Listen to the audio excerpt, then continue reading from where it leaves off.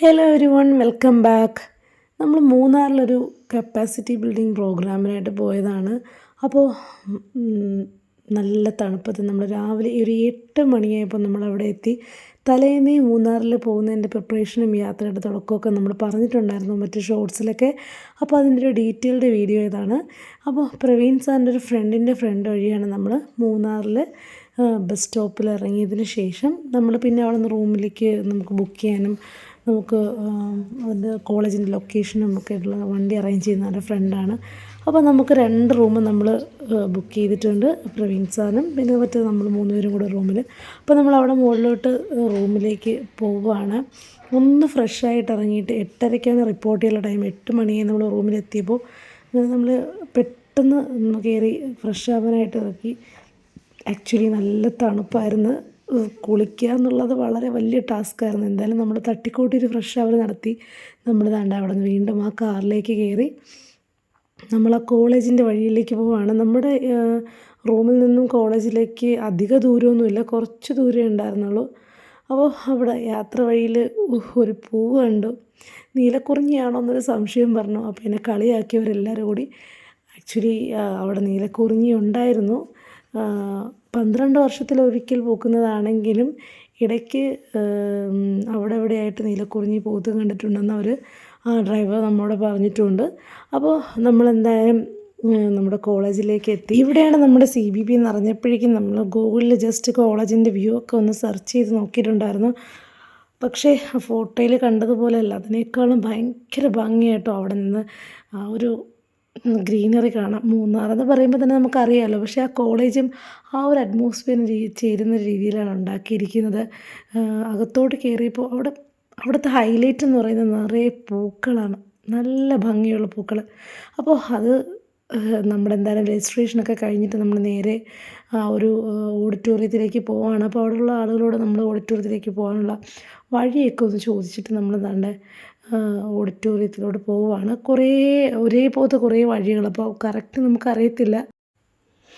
എന്തായാലും നമ്മൾ ചോദിച്ച് നമ്മളതെത്തിക്കും ഓഡിറ്റോറിയത്തിൻ്റെ വഴികളൊക്കെ നമ്മൾ കണ്ടുപിടിച്ചു.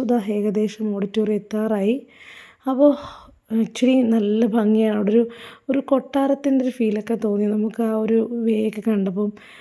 കോളേജും ക്ലാസ് റൂമും ഒക്കെ വളരെ ഭംഗിയായിട്ട് അറേഞ്ച് ചെയ്തു.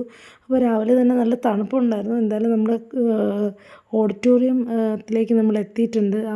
അവിടെ നമുക്ക് വേണ്ട അറേഞ്ച്മെൻറ്റ്സ് എല്ലാം ചെയ്തിട്ടുണ്ട്. അപ്പോൾ നമുക്ക് അങ്ങോട്ട് കയറി ഇരിക്കാൻ നമുക്ക് ഓരോ പൊസിഷനൊക്കെ അറേഞ്ച് ചെയ്തിട്ടുണ്ട്.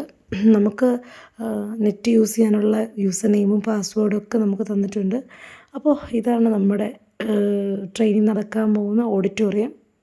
രജിസ്ട്രേഷൻ ടൈമിൽ തന്നെ നമുക്കൊരു ഫയലും അതിനകത്ത് വേണ്ട നമ്മുടെ ഡോക്യുമെൻറ്റ്സും കാര്യങ്ങളൊക്കെ തന്നിട്ടുണ്ട്. നല്ല ഭംഗിയുള്ളൊരു ID കാർഡ് നമുക്ക് തന്നു. തലേദിവസം രാത്രി നമ്മൾ കഴിച്ചതാണ്. അപ്പോൾ നമുക്ക് ആദ്യമായിട്ട് നമ്മൾ ചൂട് ചായ, നല്ല ഏലക്കയിട്ട നല്ല ചായ തന്ന് നമ്മളെ സ്വീകരിച്ചു. ബട്ട് ചായ മാത്രം പോരാ, നമ്മൾ നമ്മുടെ ക്യാൻറ്റീനിൽ പോയി ബ്രേക്ക്ഫാസ്റ്റ് കഴിക്കാനുള്ള പരിപാടിയാണ്. അപ്പോൾ അവിടെ ഉണ്ടായിരുന്നത് പുട്ടും കടലക്കറിയായിരുന്നു. അപ്പോൾ ചൂടോടെ കുറച്ച് പുട്ടും കടലക്കറിയും കഴിച്ചിട്ട് നമുക്ക് തിരിച്ചു വരാം.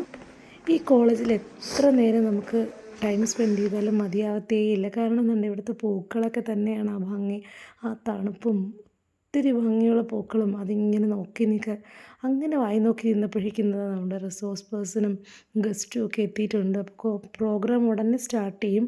അങ്ങനെ നേരെ നമ്മൾ ദാണ്ടെ ഓഡിറ്റോറിയത്തിലേക്ക് തിരിച്ചെത്തിയിട്ടുണ്ട്. അപ്പോഴേക്കും ദാണ്ടെ അവിടുത്തെ ഇനാഗുറേഷനും കാര്യങ്ങളൊക്കെ സ്റ്റാർട്ട് ചെയ്തു.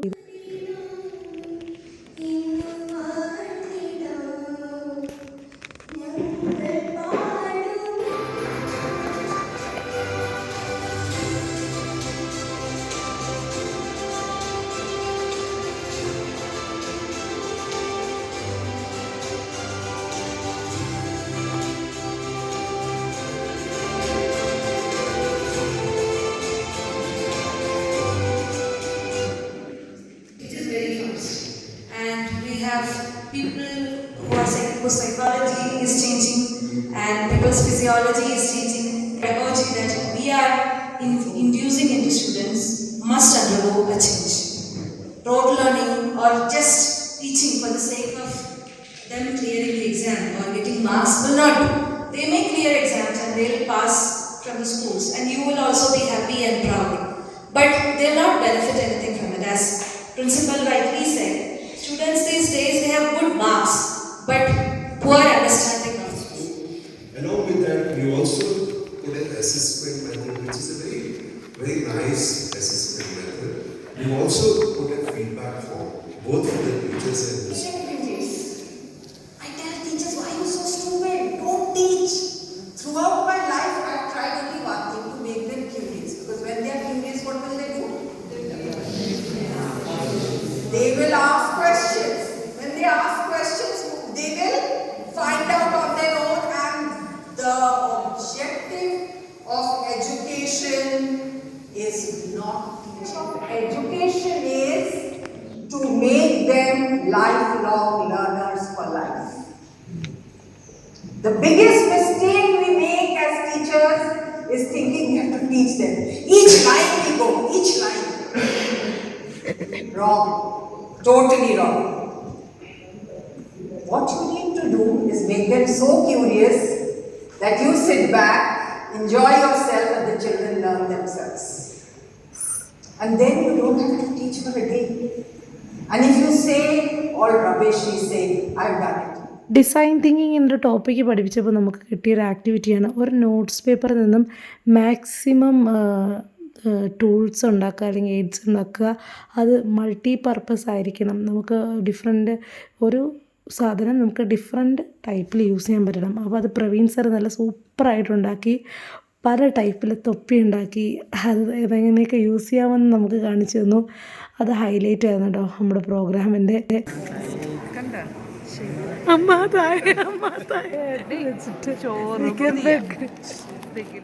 ഓരോരുത്തരും ഉണ്ടാക്കിയ ഐറ്റത്തെക്കുറിച്ച് ഡീറ്റെയിൽ ആയിട്ട് എക്സ്പ്ലെയിൻ ചെയ്യുക, അതായിരുന്നു നമ്മുടെ ടാസ്ക്. അപ്പോൾ അതിൽ ഓരോ ടീം അംഗങ്ങളും വന്ന് അവരുടെ പ്രോഡക്റ്റിനെ കുറിച്ച് അല്ലെങ്കിൽ അവരുടെ എയ്ഡ് എന്താണെന്നും അതെങ്ങനെ യൂസ് ചെയ്യാമെന്നുള്ള കാര്യം അവിടെ പ്രസൻറ്റ് ചെയ്തിട്ടുണ്ട്. നെക്സ്റ്റ് നമുക്ക് ഉണ്ടായിരുന്ന സെക്ഷൻ എന്ന് പറയുന്നത് സ്കൂൾ ഇന്നോവേഷൻ കൗൺസിലിനെ കുറിച്ചായിരുന്നു. അപ്പോൾ സ്കൂൾ ഇന്നോവേഷൻ കൗൺസിൽ മുൻ വർഷങ്ങളിൽ നടത്തിയ പ്രോഡക്റ്റുകളെക്കുറിച്ച് അല്ലെങ്കിൽ പ്രോജക്ട്സുകളെക്കുറിച്ച് കുട്ടികൾ അപ്ലൈ ചെയ്ത ഐഡിയാസ്, അവരുടെ ഫണ്ടിങ്, അത് കാര്യങ്ങളൊക്കെ നമുക്ക് ഡീറ്റെയിൽ ആയിട്ട് പറഞ്ഞു തന്നു. പിന്നെ സ്കൂൾ ഇന്നോവേഷൻ അംബാസിഡർ ട്രെയിനിങ് പ്രോഗ്രാമിനെ കുറിച്ച് പറഞ്ഞു. നമ്മുടെ സ്കൂൾ ഓൾറെഡി സ്കൂൾ ഇന്നോവേഷൻ കൗൺസിലും സ്കൂൾ ഇന്നോവേഷൻ അംബാസിഡറും ഒക്കെ ഉണ്ട്. നമ്മുടെ സ്കൂളിലെ ഇന്നോവേഷൻ അംബാസിഡർ ഞാൻ തന്നെയാണ് കേട്ടോ. അപ്പോൾ അതൊരു 72 മണിക്കൂർ ട്രെയിനിങ് പ്രോഗ്രാമാണ്. അത് ഓൾറെഡി ഈ ഏപ്രിലിൽ കംപ്ലീറ്റ് ചെയ്തു. അത് കംപ്ലീറ്റ് ചെയ്ത് എക്സാം പാസ്സാകുമ്പോഴാണ് നമുക്ക് സ്കൂൾ ഇന്നോവേഷൻ അംബാസിഡർ ട്രെയിനിങ്ങിൻ്റെ ഒരു ബാഡ്ജ് കിട്ടുന്നത്. അപ്പോൾ അതൊക്കെയായിരുന്നു ആ ഒരു സെഷൻ എന്ന് പറയുന്നത്. So this is also developed by the students, and I'm happy to announce that it is converted into a successful startup now. So this is the boy who developed this poster device, and many of the company manufacturing chairs, he approached them, and now he having itself having a one startup. So it's a 13-year-old entrepreneur, Ayushman Nanda. ഈ ഒരു സെഷനോടെ കഴിഞ്ഞപ്പോൾ നമുക്ക് lunch break ആയി. ഇതാണ്ട് നമ്മൾ ഇവിടെ നമുക്ക് ബിരിയാണി തന്നിട്ടുണ്ട്. അപ്പോൾ ആ ബിരിയാണിയും കഴിച്ചിട്ട് നമുക്ക് ഉച്ചയ്ക്ക് ശേഷമുള്ളൊരു സെക്ഷൻ ഇതായിരുന്നു. അപ്പോൾ ആക്ച്വലി വയറ് നിറച്ച് ബിരിയാണിയും കഴിച്ച് നല്ല തണുപ്പത്തിരുന്നുള്ള സെഷൻ എന്ന് പറയുന്നത് ഇറ്റ്സ് ടു ഡിഫിക്കൽട്ട്. നമുക്ക് ഉറക്കം വരും. ആക്ച്വലി എന്നെപ്പോലുള്ള ആളുകൾക്കാണെങ്കിൽ നന്നായിട്ട് ഉറക്കം വരും. അപ്പോൾ അത് കുറച്ച് തിയറി പോർഷനായിരുന്നു, എന്നാൽ നമുക്ക് വളരെ യൂസ്ഫുൾ ആയിട്ടുള്ളൊരു സെഷനായിരുന്നു ആ മാം ഹാൻഡിൽ ചെയ്തത്. And notes of learning for our children, and they need to understand. There are some others, and when he's talked a lot about how insects work in these worlds, one of the things he says is that children, they love to seek out hidden corners. You know, that's how in storybooks, Ellen Brighton, etc. മാമിൻ്റെ story based ലേണിങ്ങിൽ എനിക്ക് മാത്രമല്ല ഉറക്കം തോന്നിയെന്ന് എനിക്ക് ചുറ്റുപാട് നോക്കിയപ്പോൾ മനസ്സിലായി.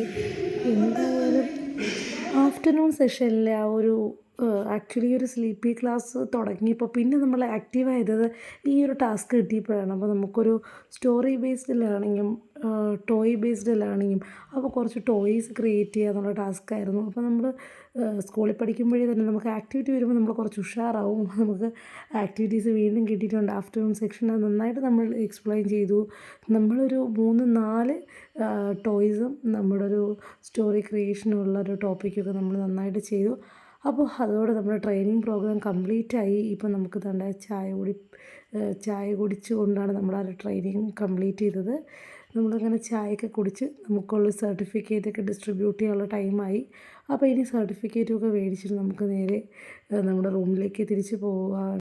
8-9 മണിക്കൂർ continuous ആയിട്ട് ഇരുന്നത് കൊണ്ടും നല്ല തണുപ്പായത് കൊണ്ടും നമ്മുടെ റൂമിലേക്ക് അധിക ദൂരം ഇല്ലാത്തത് കൊണ്ടും നമ്മുടെ റൂമിലേക്ക് നടന്ന് പോകാമെന്ന് നമ്മൾ തീരുമാനിച്ചു. അപ്പോൾ ഒരു ആവേശത്തിന് ഇറങ്ങി നടന്നതാണ്. ആക്ച്വലി അത് ശരിയായ തീരുമാനമായിരുന്നു. കുറച്ച് ദൂരം വണ്ടിയിൽ വന്നപ്പോൾ കുറച്ച് ദൂരമാണെങ്കിലും പക്ഷേ നമ്മൾ നടന്നപ്പോൾ കുറച്ച് അധിക ദൂരം ഉണ്ടായിരുന്നു.